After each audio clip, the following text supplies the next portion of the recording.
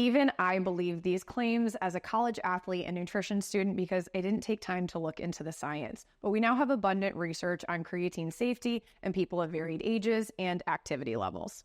We also see that rather than cause cramps, creatine monohydrate supplementation may actually enhance muscle cell hydration. And despite what you might have heard about the byproduct of creatine metabolism, creatinine, causing kidney problems, in healthy individuals, research shows that it's completely safe. Intermittent fasting or time-restricted feeding may work for some people, but women who are menstruating or in perimenopause and very active may not be the best candidates. Some studies suggest that it can increase morning stress hormone production and lead to less effective workouts. For well over a decade in practice, I've seen the trend that people who eat in the morning are better able to regulate their appetite throughout the rest of the day. While I'm a huge advocate for protein, especially at breakfast and at snacks, you can actually overdo it.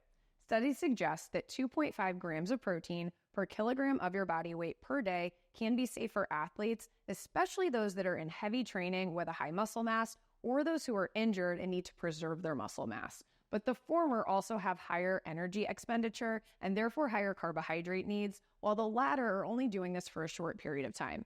For the average person who may not have the exercise schedule of an athlete, you may, by eating this much protein, end up displacing other nutrients, such as carbohydrates that are important for both muscle and brain function, fiber that's key for satiety and gut microbiome health, and the tens and thousands of antioxidants that we get from whole plant foods.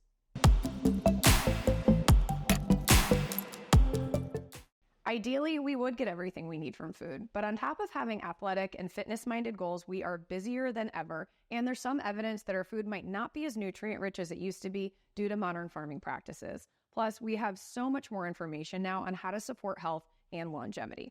So while supplements will never be a silver bullet to your health and performance without a solid foundation from nutrition with food, you can have an individualized supplement routine that fills the gaps and optimizes your health and performance.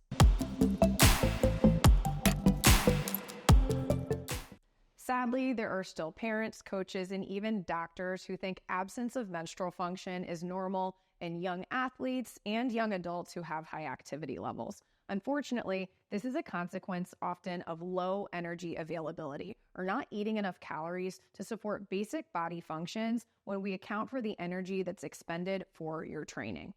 While lack of period is one indicator, it also means that the body's not able to support normal hormone production and that you're likely also losing bone simultaneously.